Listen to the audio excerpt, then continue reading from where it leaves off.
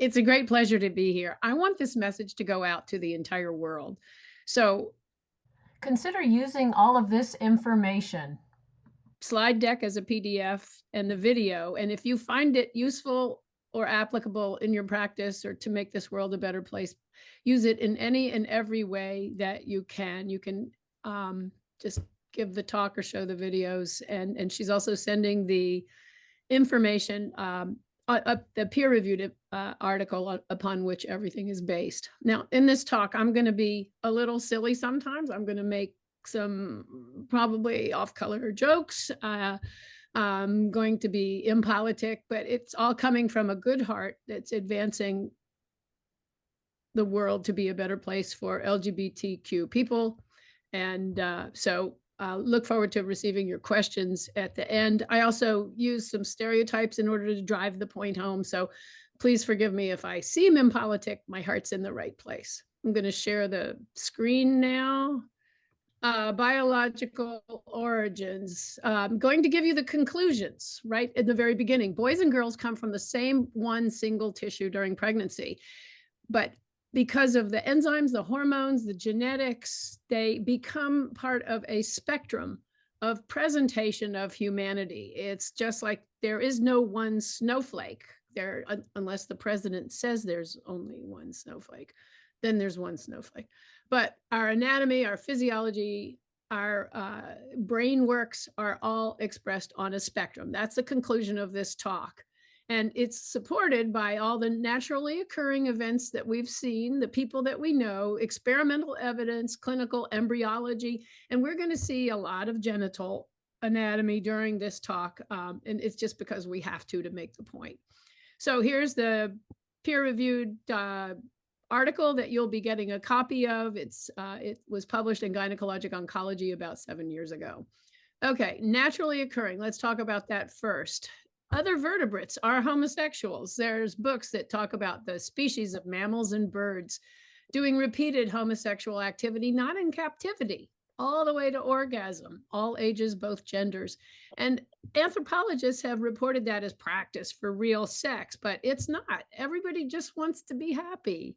Vertebrates just want to satisfy their urges. And the gene pool is actually preserved when families don't overpopulate. Okay, and here's just a screen grab of the diversity of animals caught doing homosexual behavior. And we don't need to go into all the types of animals, but you can see if you Google it. I Googled homosexual behavior in animals and then images. Okay, let's see. And then here are a couple of the books that have been published on it. So it is a natural thing. You can't say it's not natural. And in America, I mean, in the world, you can see that 9 to 15%, average 9% of countries in their surveys have lesbians, gays, homosexuals, bisexuals, asexuals, transgenders, all these people. It's a worldwide phenomenon. It's not a Western phenomenon that's being exported throughout the world. Okay, and here it is. In average, it's about 9%. And in the United States, it's about 10%.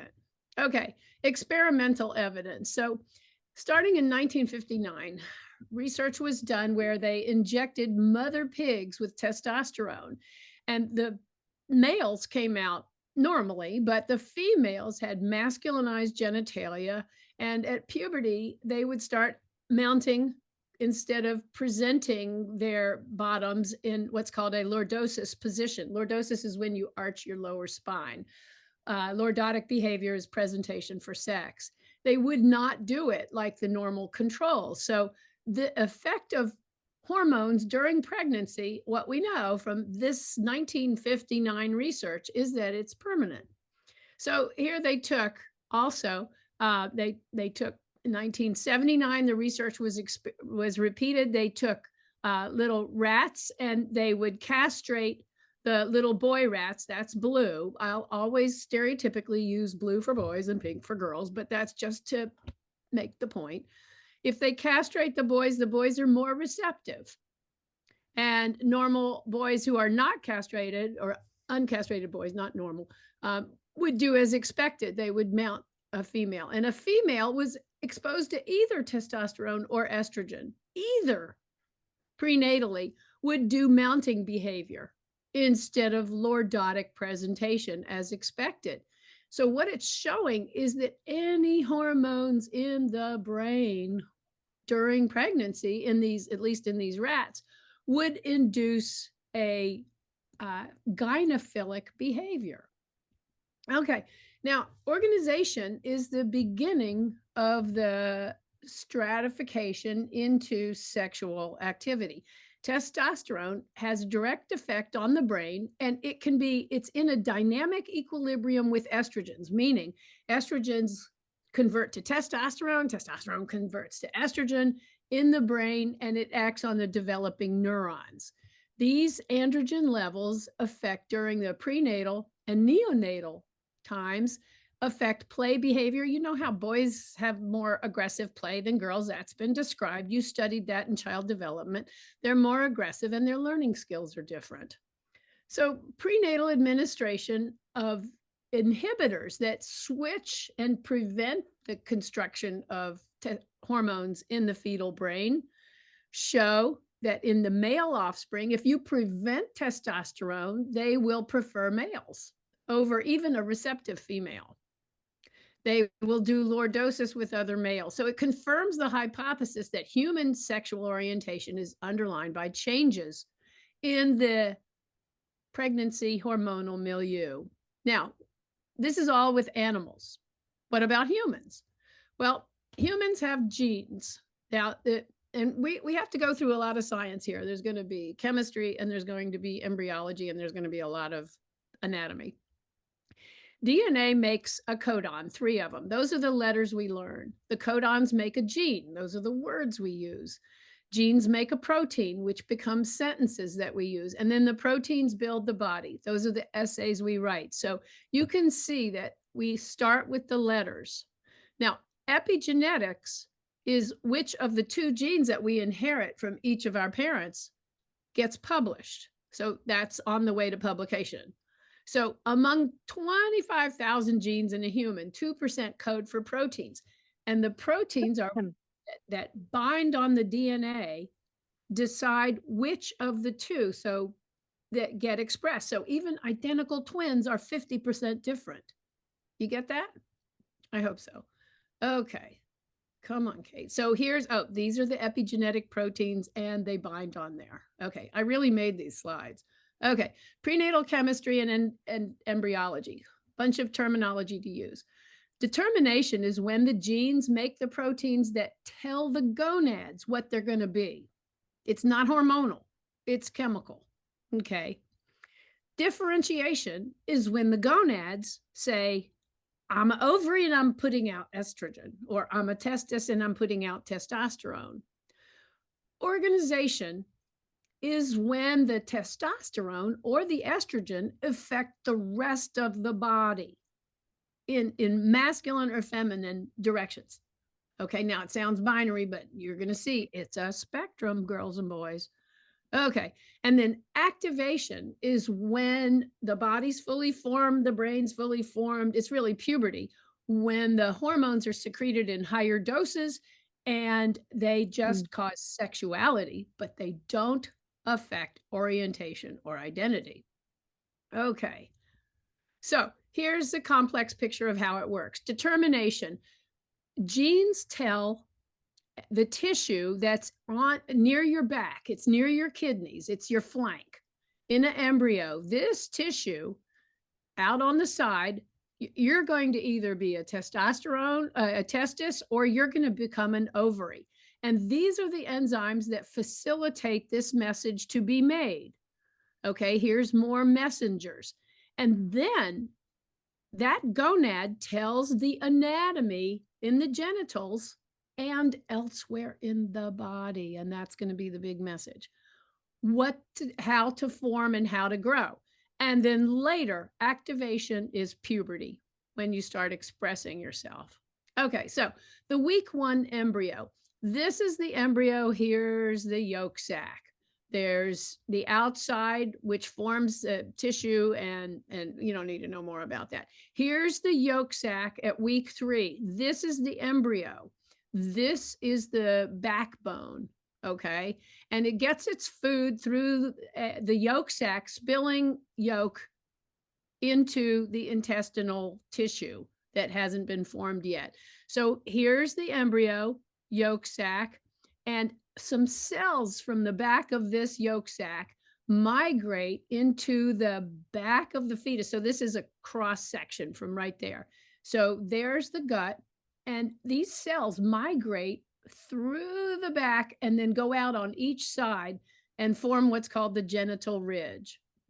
Okay, so this is the track that they go on. Okay. Hang on, I got to go to,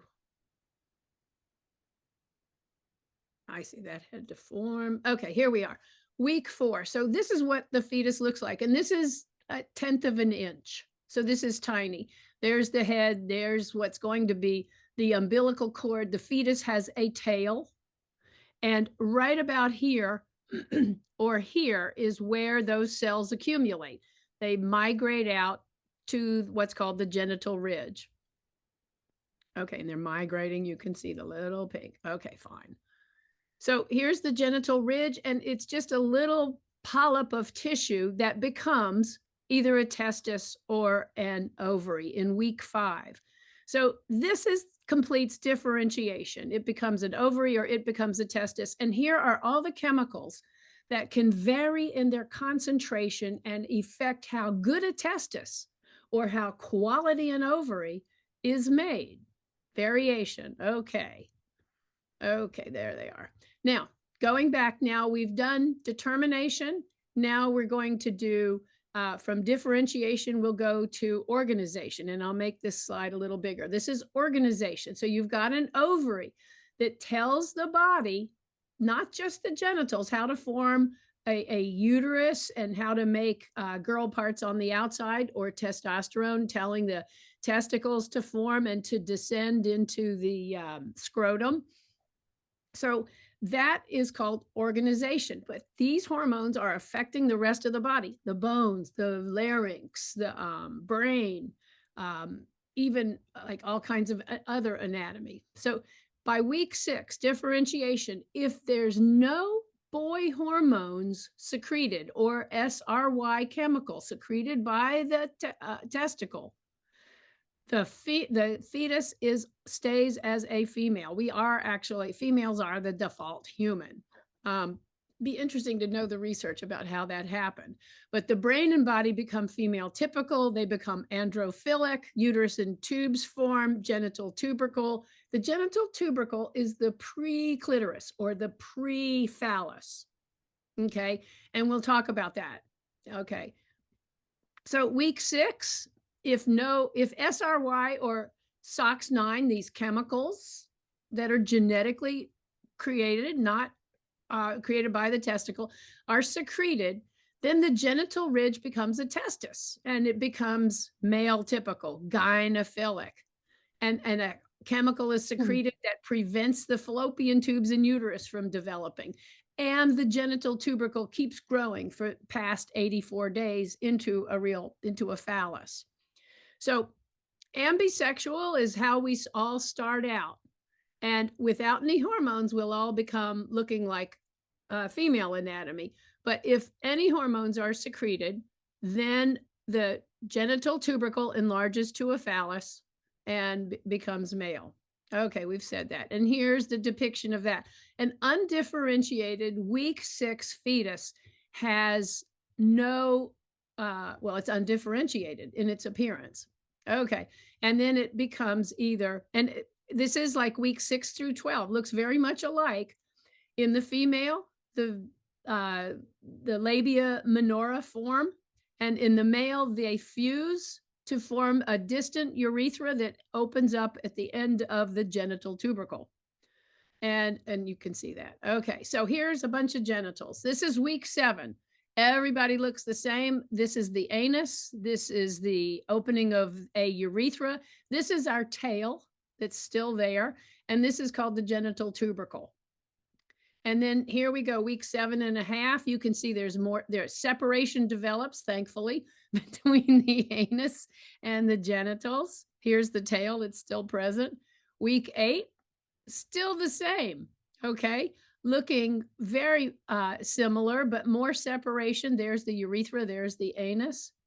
And then by week 9, you start to see a difference. And that's why gynecology or obstetricians don't do sex determining ultrasounds until about week 9 or so.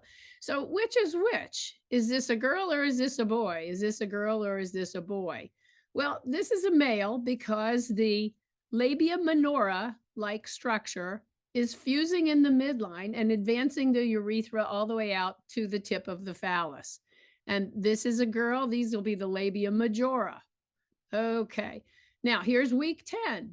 They look pretty much the same. The genital tubercles are pretty much the same. This is going to be something. Let's see what it is. That's a female again. So there's the labia majora and there's the scrotum. Okay, let's see week 11. Pretty much the same. Labia majora, clitoris, looks a lot like a phallus, but what you can see here is that the labia have fused to make a scrotum here in the back. Okay, so more genital pictures. This is a normal female at week 9, and that's quite a little clitoris there. Okay, here's a normal female at week 14. Clitoris is not growing, but the rest of the girl fetus's body is growing around it. And so then here we go by week 17, the clitoris appears smaller, but it just stopped growing and the rest of the little girl kept growing around it. So the neurovascular anatomy is the same in the penis and the clitoris. And this has been known for a long time, since 1949. A wonderful book was published by Dr. Dickinson that shows all the different anatomy and embryology and intersex states, intersex case, has been known since then. And so here you can see, here's the phallus, and this is the clitoris. They're the same at week 6, but by week 12, under the influence of testosterone secreted by the testicles, the phallus grows. And this, did anybody see the art at Burning Man? A lot of people probably didn't know what that was, but that was at Burning Man a couple years ago. Okay, enough. So typical levels of androgen during pregnancy. And here you can see at the bottom of the screen, during pregnancy, the testicles secrete a good amount of androgen in typical males. This is the binary view that we're going to advance from. There's a spike in testosterone around week 30 that androgenizes the brain even further.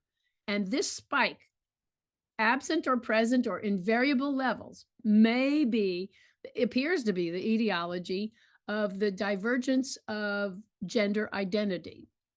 And in females, there's just no hormones being secreted at all, estrogen or progesterone or testosterone. So there's 2 testosterone surges I mentioned. The first trimester is for genital growth and brain effects, but the second trimester further masculinizes the brains, and they're independent. Okay. And you can go through these other quotes. There's just no evidence that one's postnatal social environment plays a crucial role in the development of identity or orientation. And that's going to be the conclusion of our talk in a little while. Okay, so the binary view, men are different than women. Their orientation, most men have an orientation towards women. Most men, social sex role is masculine. Their voices are lower. They're on average taller. They have a penis and a scrotum and they're androgenized. And females are the opposite of those things. That's the binary view, which we don't espouse. So typically, though, research does support that there are binary ends on this spectrum. Most typically, males secrete the testosterone, their genitals keep growing, they identify as male, they exhibit boy-like established play patterns. They're different visuospatial abilities, bone structures, body motion, vocal range, math abilities, etc. Girls act like girls. They play. They have girl play-like patterns. They develop feminine bone structures and body motions. It's called tubular motion, apparently, instead of a swagger. Increased empathy, verbal fluency, and a sexual orientation typically towards men. So that's the binary view. But organization tells us there's more to it. The variable testosterone levels experienced in the fetus during gestation. If you measure testosterone in the cord blood, it's typically 9 times higher in males compared to females. But what if you have two twins living next to each other and they only have a very thin amniotic membrane between them?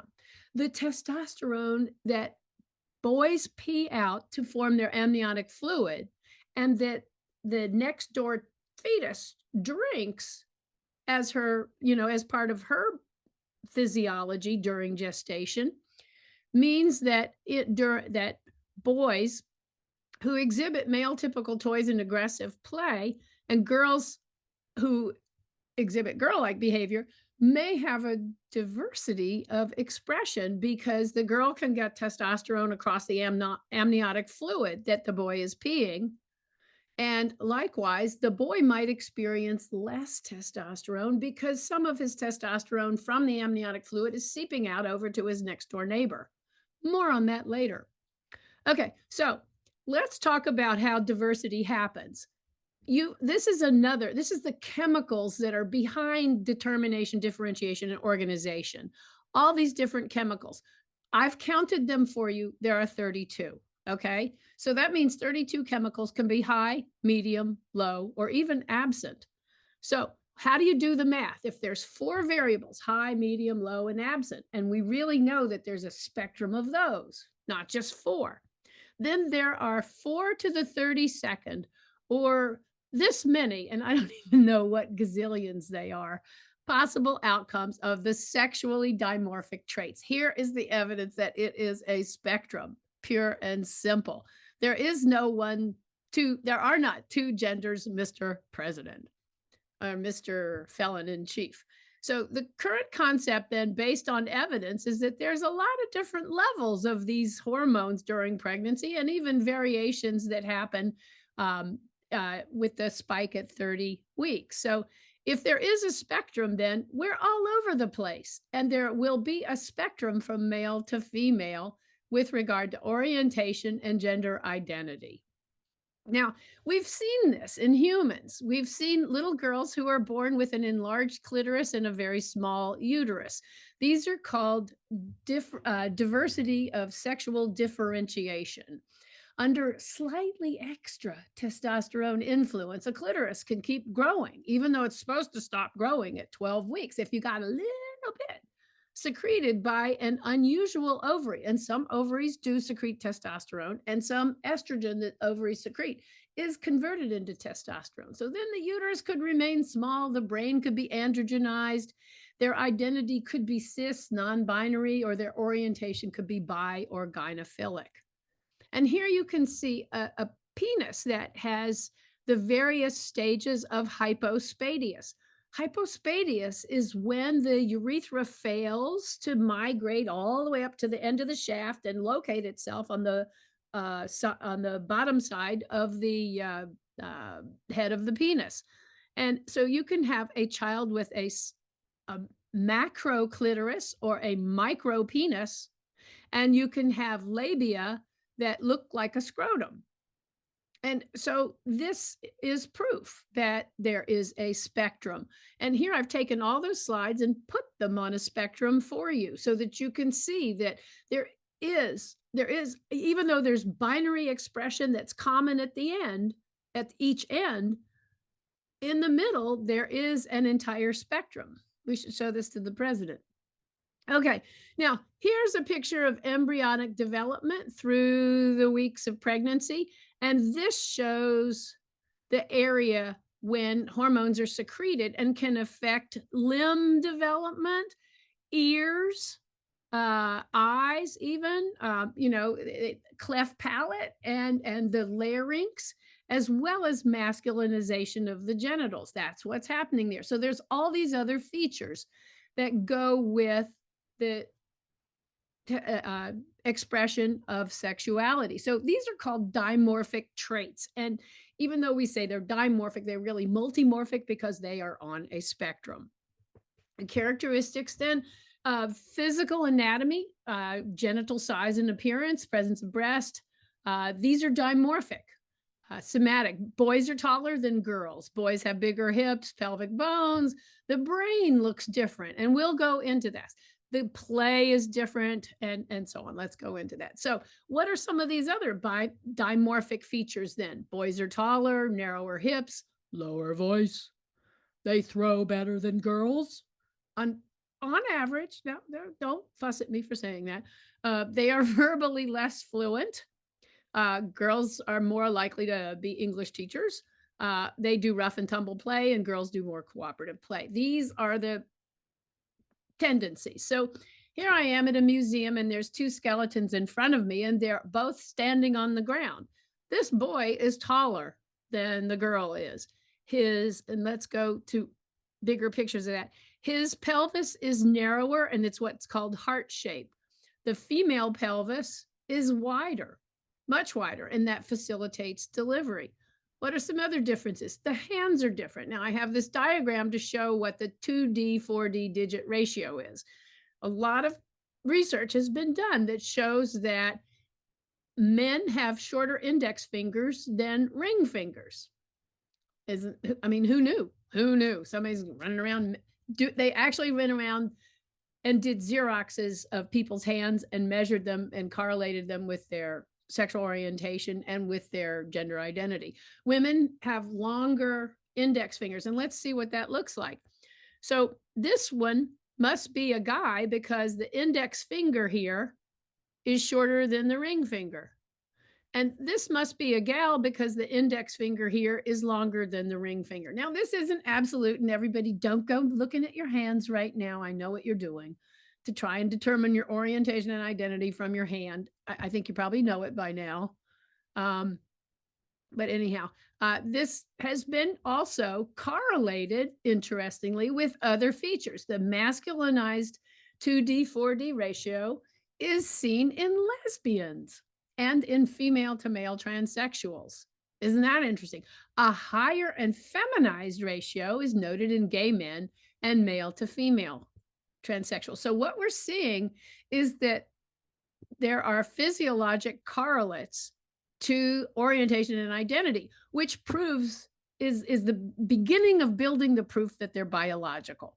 Okay, prenatal androgens organize all the sexually dimorphic features on a spectrum. It's not binary. So lesbians have more male typical features, more spatial visuospatial skills. So they are more likely to go into STEM fields, less body dissatisfaction. Lesbian, I'm a lesbian, by the way. I think you know that by now. So I'll use the term we have less body dissatisfaction, and we don't get eating disorders like heterosexual women can. You can tell from when you get on the phone, if you're talking to a woman and she says, well, let me look and check on that, you think she's probably a lesbian. If you talk to a man and he says, well, let me give a check on that, let me do a check-a-rama ding dong, that's me being jokey. Okay, so voice pitch is a sexually dimorphic feature. Greater athletics, you know how Margaret Court, the famous Australian tennis player, said that tennis was full of lesbians, which to me sounds like a good thing. Possibly lower pain thresholds, who knew? More ambidexterity and more left-handedness. Also more ADHD, she says. And gay males, more feminine traits, yeah, such as the fluid body movement. So that it's not a swagger, but the tubular movement that you see gay men make fun of and exaggerate sometimes actually is an exaggeration of their natural tendency. Okay, they do have self-objectification for their appearance and eating disorders, more of them. Letter and verbal fluency, they're more likely to be, if they go into the military, they're going to go to the language institute. One time, a bunch of years ago, 9 men were fired from the Defense Language Institute because they were gay. Just a bad idea. Okay, body dysactive, speech patterns, and so on. Okay, phonation, we talked about laryngeal. It's an anatomic thing. It's not like the lesbians just want to sound technical or something. And The phonetic variations definitely are dimorphic. Let's see. Uh, People are able to tell that. They can tell on the telephone if you're gay or lesbian, even. Um, okay, gait. And we talked about this. Males have what's called tubular moving with shoulder swagger, and girls have hourglass and computer generated software that simulated gay and lesbian motion, or male and female motion, was used in a study to show that people could discriminate orientation based on how people walk. So it's not just inside you, it's also perceptible. Um, Lesbians hear more like heterosexual men hear. So there are audio tests where you can make a sound and without asking the person, did you hear that? They a click evoked emission. So a nerve will respond to say, I heard that. And males hear lower pitch sounds than females, maybe because historically they were the ones who were hunting in the bushes. We don't know. We don't know.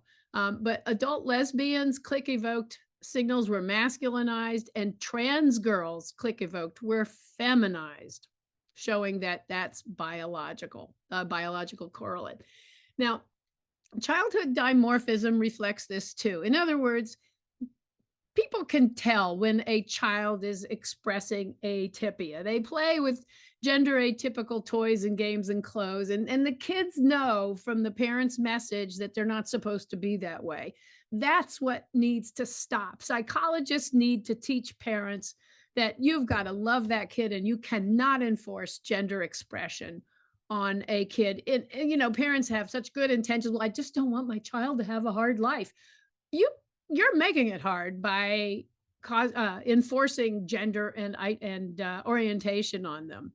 And kids will have confusion in adolescence.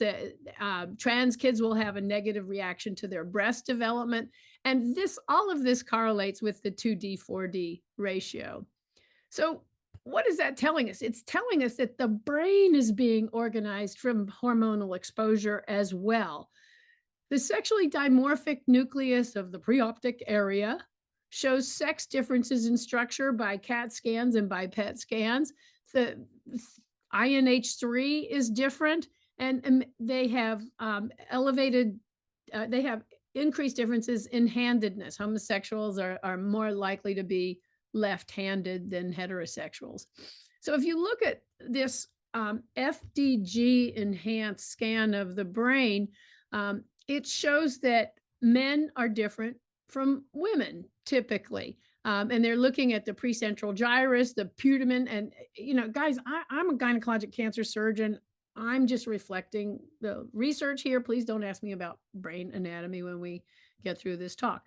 However, here's heterosexual males, and look, homosexual females, when told a dirty story, this same area of their brain will light up. And heterosexual females told a dirty story, this area of the brain lights up, and same with homosexual males. So this is a PET scan that was taken when people were told erotic stories or something.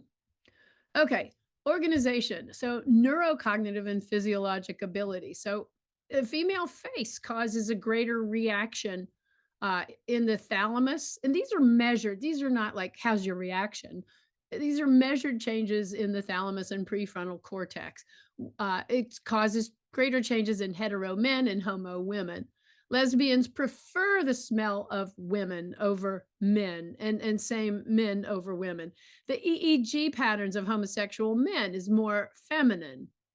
So it's showing that even the brain during that critical time of gestation was directed by the hormones. And here's just more research on it. So the two testosterone surges that affect male fetus. We've mentioned this already. This is a repeat slide. First trimester is the genitals and the brains, but the second trimester further endorses gender identity. And this is what could be different in our transgender brothers and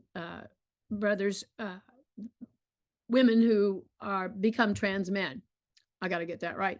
So the prenatal hormonal organization is permanent. This you can't do research on humans, but you can observe what happens when the body does diversity on its own, or when medical mistakes are made. So a research project was undertaken. I think most of us have heard about it in part back in 1997. They reported on 46 natural, genetically normal male infants who had normal anatomy, normal testes, okay, but they had what's called an ablasiopenis, meaning they were injured. That's the medical term for I really screwed up your circumcision and cut off the head of your penis. And so what they did to these little boys was they cut off the whole penis, took out the testicles, and raised them as girls. Now, some of these kids, though, were biologically male, but they had the anatomic problem of cloacal exstrophy, meaning the bladder didn't close, was open, and the rectum is open. You know, that remember when they were all one opening and it's supposed to become two separate openings? So they had an open rectoperineum. So they removed the testicles and raised all these kids as girls. And then 14 years later, asked them, what do who are you? How do you feel? And many had reassigned themselves as men already. And this was in 1997 when, transgenderism was not recognized by the widest culture as understands it or appreciates it today. And most of them had had recognized that they were gynophilic, which is what the testosterone did to their brain during gestation. So it shows that that orientation and identity are permanent features that are ingrained during that first trimester. And you can find this story about David Reimer. He's the Johns Hopkins patient who John Money, the doctor there, who said, we know what to do. We'll just fix this little boy who had an abnormality in his or error in his circumcision. We'll raise him as a girl. And this child struggled and struggled and struggled, and finally re-identified himself as a male, but had no genitals, and then later committed suicide. So we have to get this stuff right, and suicide is higher in LGBTQ. Even questioning kids are more likely to commit suicide. We've got to fix that. Now, non-binary individuals, and all my patients have given me permission to use their pictures. Gender variance then has, I didn't want to take time showing you all the art that I collect that show historically that there have always been non-binary people. There's always been homosexuality in every culture, because I wanted to do the science, but maybe I should just make a slide set of that and send that to Dr. Bader. Any type of trans identity that is not always identified as male or female. So what if you're in the middle of the spectrum? Then if you choose a male, people will want to call you heterosexual, maybe. Or if you choose a female, they want to call you homosexual. Only the people in the middle of the spectrum get to choose. Everybody else, it's kind of like biologically pushed in one direction or another, but it's not binary. Okay, and here we need to make more room for our transgender brothers. They're going to want to stop their testosterone and let their ovaries ovulate so that they can become pregnant, and then and deliver their babies, and then go back on their testosterone at some point. And people worry, how are these babies going to learn their role models? Well, I, for one, hope they don't. I hope that these parents will just teach the child to be a good human being and let them express lovingly with integrity and honesty as an adult. So transgender treatments have been shown with tons of research to normalize the lives of these individuals. Now, all we hear about today are the errors in kids who have been misidentified or misgendered and had the treatment. Well, it's kind of like having a car accident. Everybody drives, but you only hear about the people who get in car accidents. So the treatments should be done. There should be guidelines there, they're there. There's the American Association of WPH, World Professional Association for Transgender Health, WPATH. Join it. Anybody can join it. Okay, transgender treatments, more research showing it normalizes life. Okay, so now I think you get that it's the first trimester milieu of hormones and chemicals, but what causes this diversity of hormones and chemicals in humans? How's that happening? Well, I mentioned the thin membrane between twins. Okay, so a research project was done to understand the effect of twinning. And in Finland, they keep very meticulous national records of births, weddings, and deaths. And in that culture, all women could ever do was help their husbands raise the reindeer or herd the reindeer. But all the women got married. Well, the female co-twins of males were seen to be 25% less likely to have children and less likely to marry at all. And 25% is a huge difference in a population. Well, what's happening is this little boy is peeing his amniotic fluids with testosterone in it. And normally he would drink and pee and drink and pee. But he's got a next door neighbor who these chemicals can diffuse across this thin little membrane. And what we know is that when you have fraternal twins and one's a girl and one's a boy, the female children who shared a uterus with male co-twins had a more masculinized pattern of child play. They had 2D, 4D that was masculine, brain structure that was masculinized, less disordered eating, and the cerebral lateralization of males. And they had normal testosterone in their blood, and they had normal ovarian function throughout their life. They were just lesbians. Now, genetics, we've all heard, everybody says homosexuality isn't genetic. It's probably not. And that's because men are different than women. They already have different genes. And when you have monozygotic twins, in other words, they're genetically exactly the same, there's still only 52 to 48% concordance. But once you start getting two genes involved, then the concordance drops off. When you have two brothers and sisters from different gestations, like normal brothers and sisters, different ages, then there's less concordance. And when they're adopted, there's similarly 9 is the same as 11. There's less concordance. So there are some genes and chromosomes that have been implicated, but nobody's really finding a big, clear, single gene that causes homosexuality.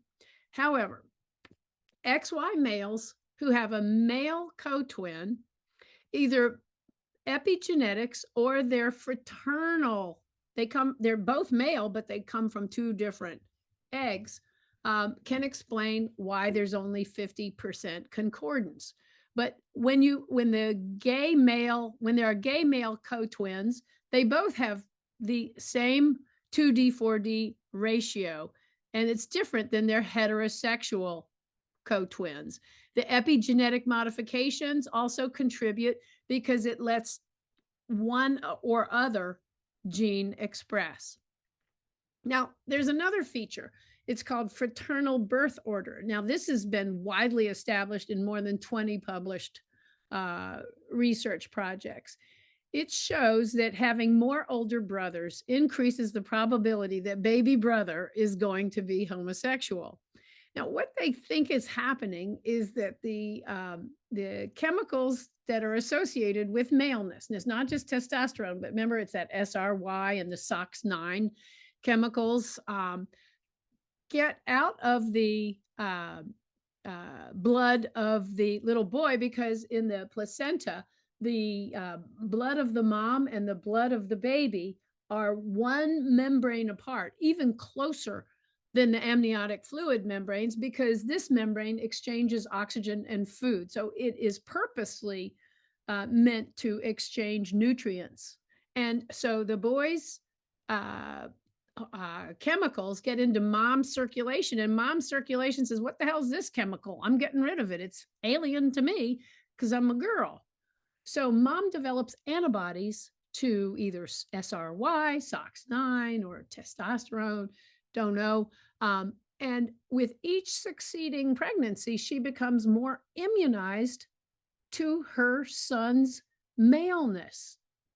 And so any chemicals from the boy that get into mom's blood system, she captures and removes. So there's not an exchange or an equilibrium, it's a removal. So subsequent male pregnancies are then exposed to less androgenization. Progressive immunization by subsequent male gestations induces more antibodies in the mother. So it's like she's getting vaccines. And then they start binding to the male specific molecules and preventing them from expressing in the boy. And that is how the babyest brother ends up being gay. So even men who don't identify as gay, but who anonymously report homosexual feelings that they suppress, because men are less likely to report their bisexuality than women are, they have a greater mean number of older brothers than those who report no secret homosexual feelings. Now, XY males, this is a genetic defect that's found in the Dominican Republic families, Papua New Guinea families, Turkey, Egypt, and some Egyptian families, not all, of course. But 5-alpha reductase, we'll call it 5-AR, transforms weak testosterone into a strong testosterone in the prostate and so on. And there are a bunch of different mutations to 5-AR. And so it reduces the conversion of weak testosterone into strong testosterone. And so these baby boys born normal XY will have ambiguous or even female looking genitals when they're born, but they'll have a male typical play patterns. And then at puberty, when all testosterone levels really go up, strong and weak, even though they don't have the 5-AR making them super strong, that's when the boy, his genitals become very boyish, and he recognizes that he is totally a male. And so they're and so they used to surgically reduce these children's phallus into a clitoris, and now we don't operate. I say I never did. We never operate on a person with intersexual changes, because their genitals work just fine the way they are, no matter what size they are. Okay, so there's also a condition called androgen insensitivity syndrome. So androgen insensitivity is when the receptor for testosterone is absent. So you have testosterone circulating through the blood and through the blood and through the blood, but no catcher's mitt to catch the testosterone that causes the action to happen downstream. So an individual can have normal testicles and normal testosterone levels, but without any receptors, none of the work, none of the message from testosterone gets transmitted. So there's no testosterone effect. And so what can happen is normal blood levels of testosterone just get totally ignored by the rest of the body. And there might be some clitoromegaly, but 72% of these kids get assigned as female because they look female. And then 12% will transition at puberty, because some of the there are variations in the degree of AIS. You can have complete AIS or partial AIS.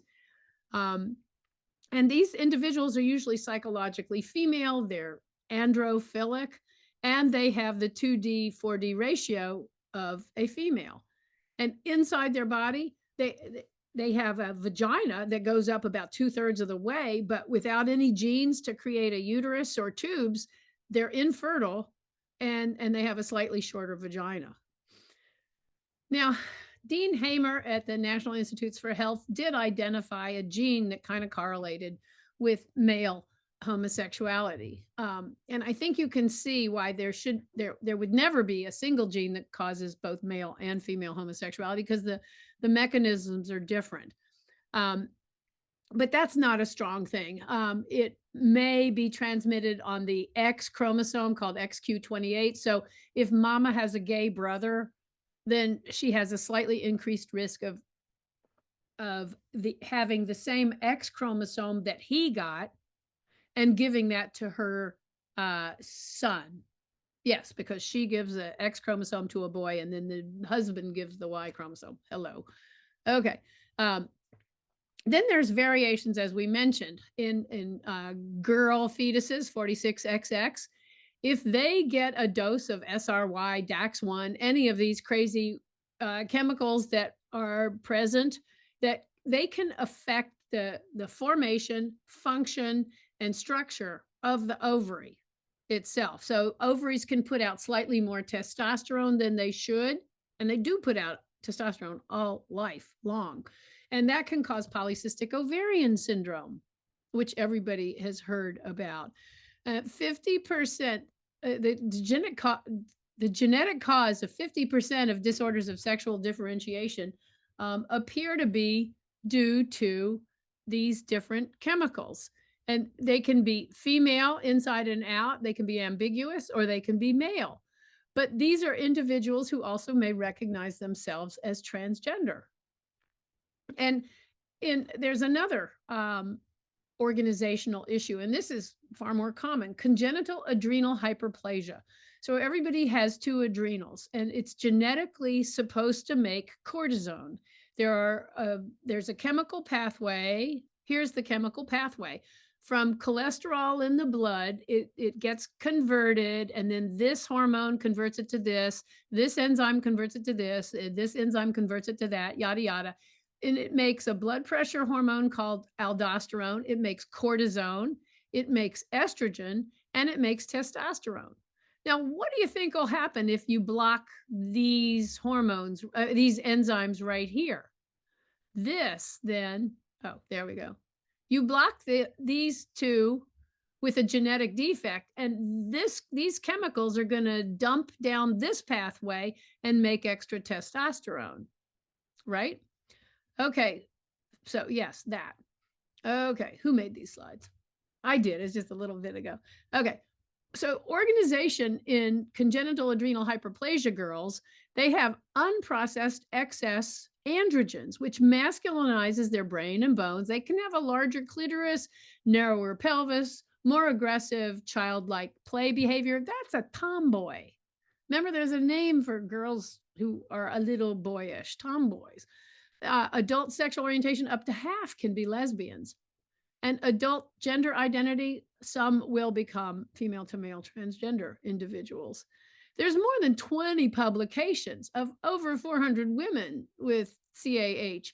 And it shows that while control women are 0 to 20% admitting to lesbian imagery, like I think of a girl sometime, but not very often because I'm really heterosexual. Congenital adrenal hyperplasia girls think of girls a lot more and become lesbian or try it. Controls, 2 to 4% of women are lesbians, and 17 to 36% of congenital adrenal hyperplasia girls are lesbians. So in CAH, there is also a rate of gender dysphoria, and I should call this maybe gender dissonance because, while people are dysphoric about it, it's just a dissonance that they have. They shouldn't be made sad. It should be called just a difference, so that they need to address. Factors influencing gender in later gestation are also compounds that can change the levels of these hormones, such as anticonvulsants, which we always used to give during pregnancy. It would suppress all the testosterone spike during around week 30. And in XX females with congenital adrenal hyperplasia, there's more transgenderism. 50% will show the symptoms of congenital adrenal hyperplasia. They'll have higher androgens and they'll have more polycystic ovaries. Polycystic ovarian disease is when you have irregular ovulations and you have a higher level of testosterone in the blood. And that causes hirsutism in females, and it doesn't change their orientation. They have higher rates of infertility. And the reason we're showing these ovaries is that in polycystic ovarian disease or testosterone treatment for transgenderism, The ovaries get what's called a string of pearls phenomenon, where they get cysts on the outside of the ovary and the ovary becomes totally inactive. That's seen in PCOS and in transgender females and in homosexual or transgender people who are on testosterone and have ovaries. So here's the picture that's developing. Um, Females typically have a lot of estrogen, but intersex people have a variable equal, and males have more testosterone, but when they're in the intersex spectrum, they have less. So this brings us to external features like xenestrogens and DES. When a fetus is exposed to oral contraceptives, which is excess estrogens during pregnancy, because a lot of women don't know when they're pregnant and they keep taking hormones. The anticonvulsants DPH and phenytoin can affect the hormone levels, and these have been associated with transgenderism. Exposure to DES, which was a chemical that doctors gave in the 1930 through 60, thinking that it would prevent miscarriage, was associated with at least a 2% of male to female transgenderism. And then today, there are endocrine disruptors in plastics, personal care products, pesticides all over the world, and these forever hormones. And we've seen in mammals that they alter fertility because people who are raising, like sheep and cow and so on, they get early puberty, early reproductive aging. It affects litter size. Male animals are less likely to be good studs because their sperm counts are different. So we don't know in society today what these hormonally we think they're hormonally inactive, but what they can be doing hormonally to us. And so the DSD's diverse sexual development is now being identified more and more. And urologists have been told to stop cutting down on this innocent genital tubercle to make it look like a clitoris, because these individuals have been surveyed at age 20 and shown to be very angry that their genitals were carved on when they would have worked perfectly, just given different sizes. So now there are resources for people for you therapists who are treating people with disorders of sexual differentiation. So the overarching theory is 90% of people are average.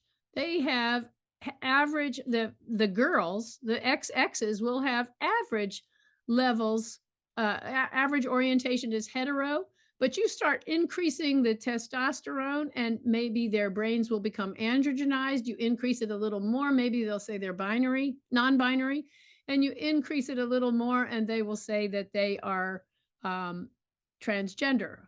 And then likewise, the 46XYs, born boys, hetero males have high levels, high levels of testosterone.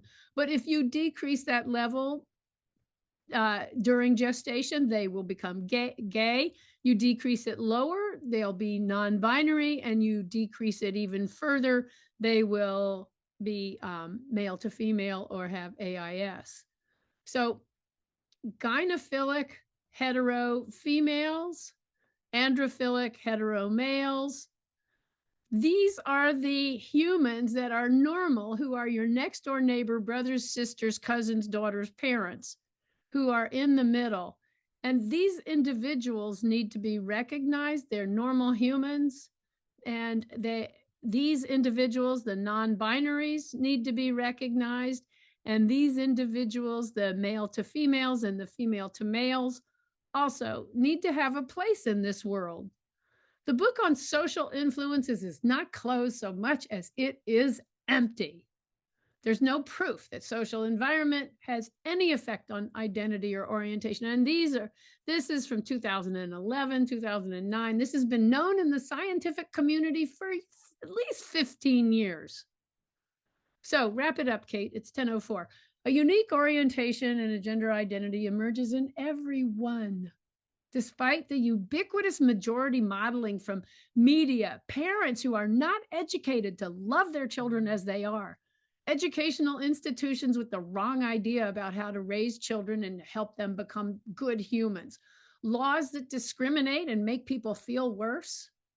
And there's no orientation, no identity that's genetically or biologically or socially dangerous. So leave the kids alone and help the grown-ups.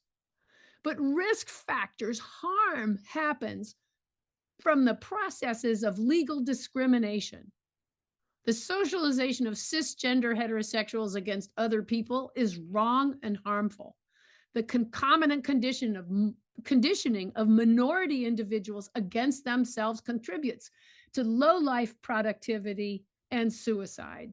And it is our responsibility to make it better for them. You all know about Maslow's hierarchy of needs fulfillment, where violence and housing and job Discrimination harms individuals and families. which recognizes physical safety, security, then spiritual and psychological safety, and spiritual and psychological security. But violence, housing and job discrimination, media disinformation, presidents that don't tell the truth, all contribute to keeping people suppressed and living at these lower rungs of Maslow's hierarchy. So that concludes my message. I want to thank you guys for listening this long. I want to thank you so much for having me, and please get this message out to the world. It's the truth. Thank you. Thank the parents and praise them for being there and talking about it and looking for professional help so that they're not doing this in an uneducated and unevidence-based way. You praise them for the quality that they've already shown. And then you share with them that that there's so much information and so many resources to show that their child is normal and that nothing they could have done, nothing about them caused it. Because there are two major features. There's guilt, did I cause this? And then there's worry, are they going to have a happy life? And addressing those two in the first meeting without any evidence, just saying, I will show you later, you will see that you couldn't have caused this and it could not have been prevented, and that all around the world there are children just like yours. Yeah, our world makes it hard for children like yours, but if the child grows up with a secure love and a secure attachment, that child is going to have a healthy life. And I will work with you to give that child a secure attachment. And yeah, they'll have a harder time because the world is mean and uneducated. But just like families of color have always had to teach their children, you have this skin color and ain't nothing wrong with you. They're stupid and you have to live with them. So let's talk about how you can be stronger than them. That's what I would do in the first meetings. And then subsequent meetings, I would provide resources or, later in the discussion. And the research shows that when families don't tolerate kids, they celebrate their kids. The families that celebrate the kids as they are, those kids grow up much better than the families that tolerate. And that's not even comparing families that reject. You cannot tolerate somebody. That's an expression of rejection. And Irish people are good at that. As soon as they realize that something is okay, then they make jokes about it. For anniversaries for when you realized it, or get balloons and make birthday cards that show you get the gender thing or the orientation thing. So the whole attitude about that has changed. It's just that a lot of doctors don't keep up with the literature. There is a civilian association for parents of children with differences of sexual differentiation. And it clearly gives parents resources and explains that these children are not to be operated on. They are so unhappy when they become pubertal and become sexual after they're operated on. You leave the child alone. You counsel the parents. Yeah, your child, we don't know if it's a girl or boy. It's got ambiguous genitals. We're going to wait and see who she is. And we're going to name her Pat or Chris or Tracy or Alex, something like that. That's for girls and boys. And you celebrate that child and you got to support them. It's going to be hard until the child has an ability to express their own gender. And there is good support for this in that organization. And The organization is called Accord Alliance, providing information for people with differences of sexual differentiation. it's because they've been indoctrinated. All of us in my generation and in the current generation, we're all taught that we're heterosexuals from our families, from the media. You know, everybody celebrates when a little girl gets her first crush on a little boy, and all the media, everybody on TV is heterosexual. So a child assumes that they're heterosexual. Parents try to keep kids from learning about sexual orientation diversity. They fight to have the books removed and the schools changed. So by teaching children that they at any age that they could be LGBTQIA, what you're telling 91% of kids who aren't, that you would love them anyhow, and that these kids should be respected. And you're telling the 9% of kids that are divergent that you do love them and that they deserve respect. Surveys show that men are less likely to admit their bisexuality. But I did talk about how if we stop teaching kids that they're straight, then they won't try to be straight and force fit themselves into a mold that doesn't fit. Fetuses have been exposed to the same internal milieu for centuries, and there have always been transgender individuals. Nowadays, though, we have, as I described, those xene estrogens and xeno means strange. Xeno means strange. Testosterones, they're forever chemicals that could be causing more. You know, the hormones that we put in cows to make them keep making milk, and the hormones that we put in beef to keep them muscular and making our filet mignon don't go away. They're still in the muscle and in the milk, and we might be adding hormones into our bodies. And then there's the recognition, the increased recognition, and the increased freedom to say, this is who I am. You know, look at that movie, Amelia Perez. You know, this individual was a grown-up adult who said, I am sick of not being who I truly am. And so that explains it to me. Some people have lower levels of hormones completely. So in a female, female's sexuality is driven by both of her hormones, estrogen and testosterone. And if the estrogen is low, or if the ovaries are absent, like in menopause, then there's no testosterone being secreted at all. And so then you become asexual. You can call yourself asexual. People with dysgenetic gonads, people with low secretion of estrogen from their ovaries, or irregular ovulations can have low interest in sexual desire. Likewise, men with low levels of testosterone can feel asexual. And it's not abnormal to just have a low level of sexuality. In order to make this world a better place, I wish that you would use this information in every way, with or without attribution. I don't need attribution. Is going to put this slide deck. It doesn't have all the builds. It as a PDF available to you on her website. You could download it and give the talk yourself. The slides are self-explanatory. You saw that I was kind of reading it and letting them guide me.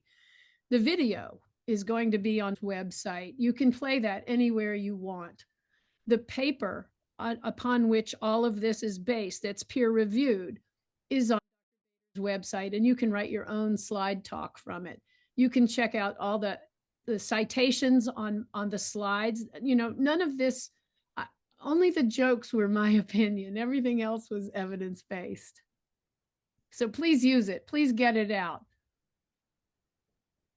Yeah, like the president. Does anybody know Mr. Trump? I'm worried he's going to tell us there's one maple leaf and there's one snowflake.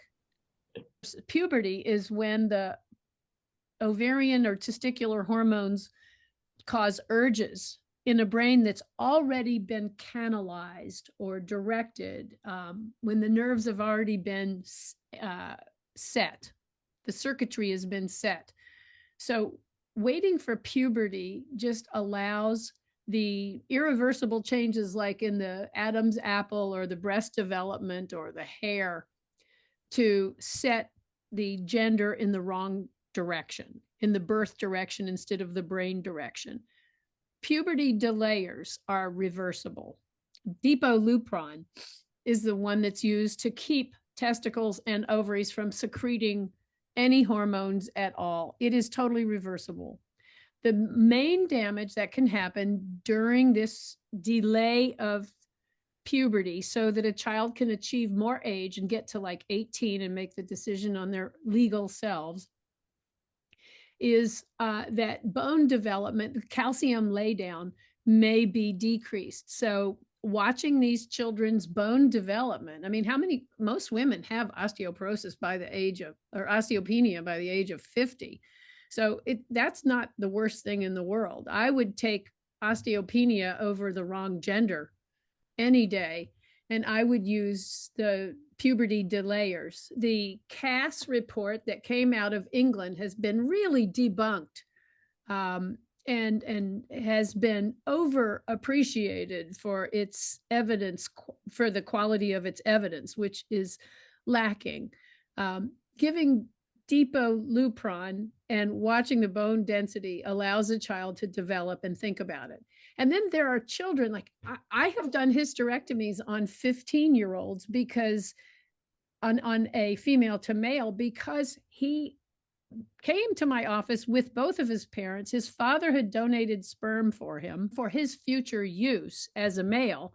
And this guy has been a guy since he was like 1 year old. And he was totally male. So there are some cases where doctors would never be accused of overdiagnosing gender dysphoria and inappropriately allowing surgery at an early age. All of my patients who have been transgender, and I've taken care of about 180 men by doing their hysterectomies, they've all been clearly male.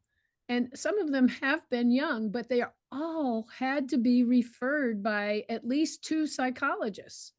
And I don't think you guys could be tricked. There's how many billions of drivers on the road, and you never hear about safe driving that happens 99% of the time. You just hear about the car crashes. And I want to thank all of you for being here, for caring about this, for wanting to make the world a better place in this direction for your patients. I have so much respect and gratitude that you're there. Your patients will be so blessed that it's you that they're seeing. Thank you. All right. Good luck, everybody. And use these websites. Visit them and send them your money. Good luck.